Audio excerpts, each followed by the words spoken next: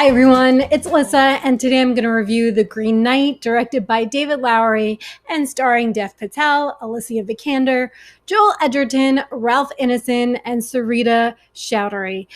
This movie was a feast for the eyes. Now, this is going to be a spoiler-free review, which is a little bit difficult because there's so much to dig into with this movie. There is so much symbolism, deeper meaning. So I am already working on another video, which will definitely take a little bit longer, that's going to look at the color symbolism in the film. So there's just so much to talk about in this film, but I don't want to give it away to people who haven't seen it. So you can rent it right now. I saw it with the A24. They had one night only, and then the next day it was available to rent. So I guess it wasn't really one night only. But you can get this on Amazon Prime.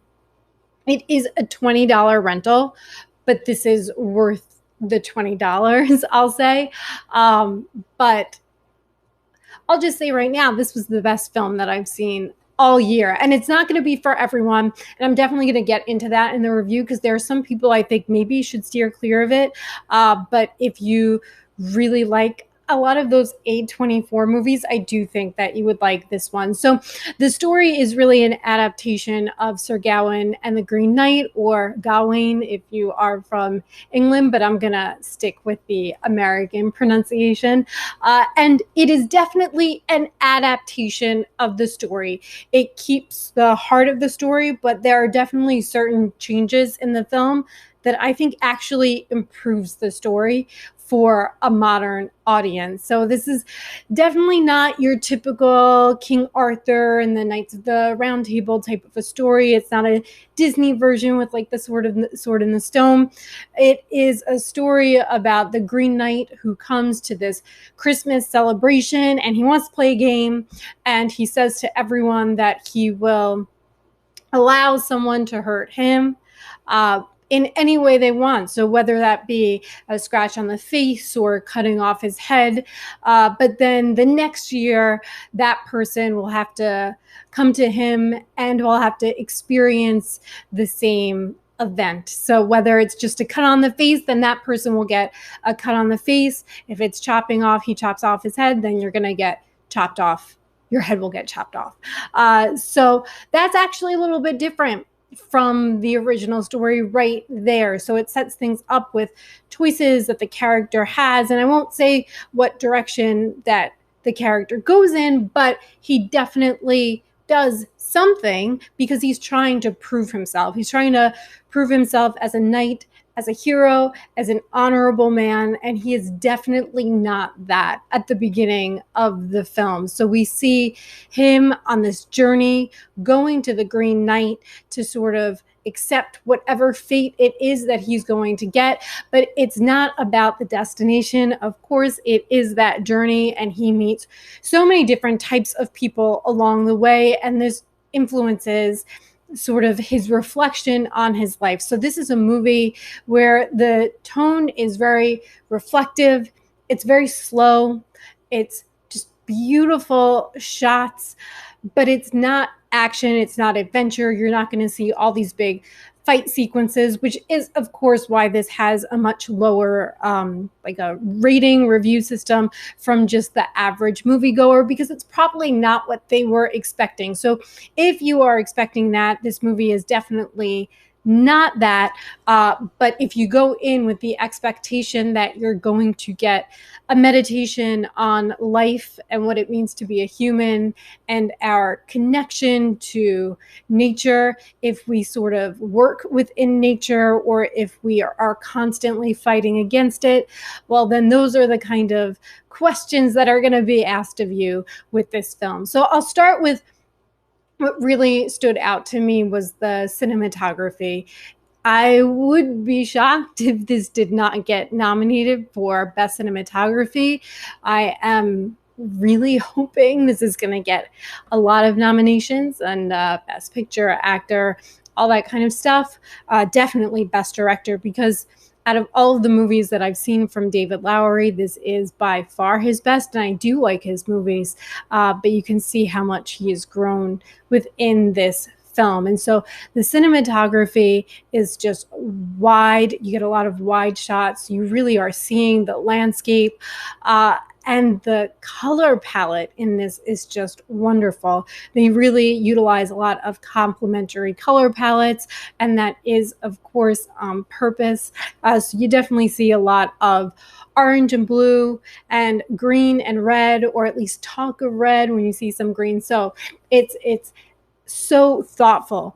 Every costume is well thought out, and I love that it feels medieval, but in slight ways it doesn't. And so some of the costumes, when you see King Arthur or the Queen, there are these little sort of metal squares that tell pieces of their story, and it's just so beautiful and intricate. And it's the kind of film where you could pause at any moment and you would be looking at a painting.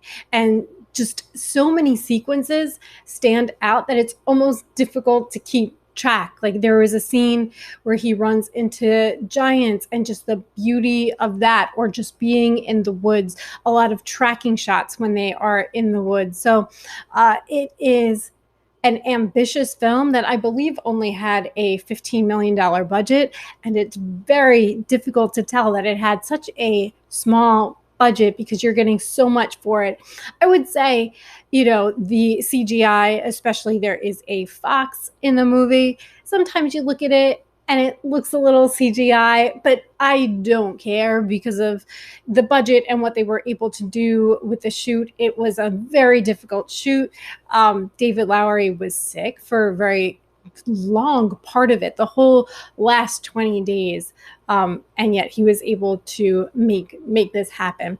I would say also that acting is just stand out. I love Dev Patel. Like, I will watch any movie he is in, and he's been in a lot lately, and I really liked him in David Copperfield, and Hotel Mumbai was difficult to watch, but he was really great in it. But this is, for me, his best performance that I have ever seen him give. He has such depth in the character because, like I said in the beginning, this isn't the most wonderful person that you're meeting. He's not a great guy per se, but there is so much thoughtfulness going on behind his eyes. There is so much kind of thinking about himself and his actions and what kind of a person that he is, what kind of a person he wants to be. And that is conveyed with no dialogue. And so the fact that you're just kind of getting this from the character through visual cues, through action that's going on in the story,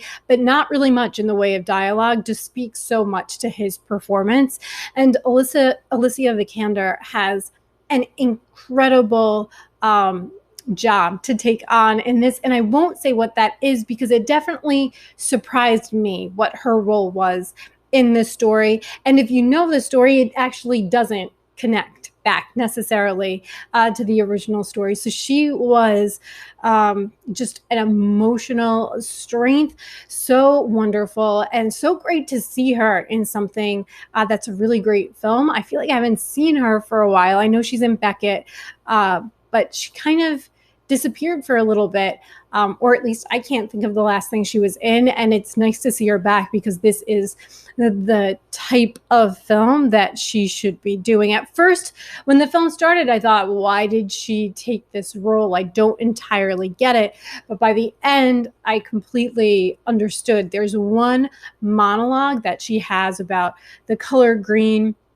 And while I felt like that monologue didn't necessarily need to be there in terms of content or explaining the story, because I did think you got enough from the visuals, the writing was just so beautiful. It was some of the most beautiful writing in a film since I can remember. And so David Lowery wrote this as well. And I'm so impressed with this adaptation because you can ruin a book in so many different ways. I should know because I read a lot of books and then watch the film, and it can easily get destroyed. And what he does is he walks such a fine line with creating something that has new elements to it. So you're not just rehashing this older story for the sake of rehashing it. You are making points that really connect to people's lives. It's a story that feels universal. He changes certain things to make the story feel more universal, which I think is definitely an advantage in this film. It was the right decision, but there is very little dialogue, but the dialogue that is in the film, it's like every single word means something.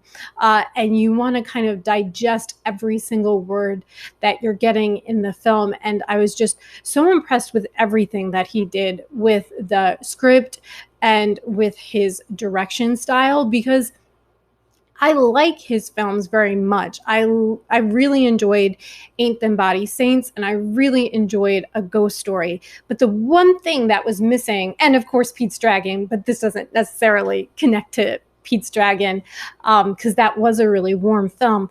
I felt that those two movies were sort of missing a, a warmth and a humanity, maybe.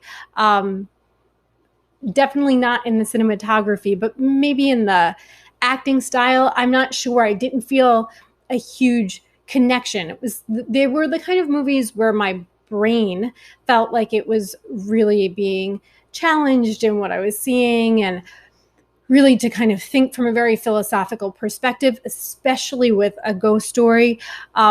And I did see some similarities with A Ghost Story and The Green Knight, because you have sort of this journey that takes place for both characters. But in A Ghost Story, the main character is a ghost in the house over decades and decades. So the journey is kind of coming to him. The changes in people, the changes in owners, they're coming to him. Whereas in this case, Gawain is going on this great journey on his own and meeting people along the way. But what he really attains in this film is a sense of humanity and warmth. And it really does come through in not only just the writing, but the acting and the cinematography. And I just enjoyed every single second of this movie. This isn't a movie that you're necessarily just gonna pop on and watch for fun. It's something where you really do have to sit down. You have to watch it. You have to pay attention to every frame. I only saw it the one time because it was that rental that was only for 4 hours.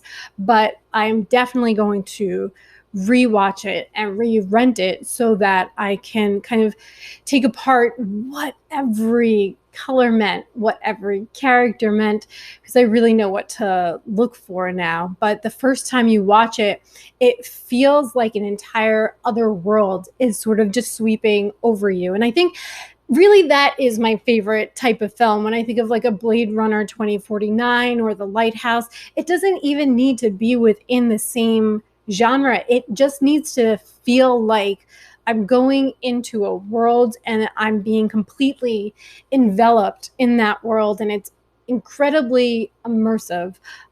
So I would highly, highly recommend this movie, but definitely watch it when you feel like you're able to watch it, when you're able to sit down and take in the performances, take in the visuals. It's not too abstract of a film. Like, I've definitely seen some films where it just feels like a lot of abstract imagery and you're putting everything together. It's not like that. You definitely have a story. You're definitely following that story. There are some sort of abstract images within that, but you're still getting, quite a linear story that has us start reflecting on our own lives. So if you have seen this film, I would love to know what you guys thought about it. You can leave comments down below. And if you like the video, please give a thumbs up and subscribe. And like I said before, I definitely am working, and I already started working on what I think some of the color symbolism means in the film. I haven't watched any videos that are analysis of the film, but I've watched quite a few videos with David Lowery being interviewed, and I'm pretty sure he is, to me, the most relatable director I've ever seen.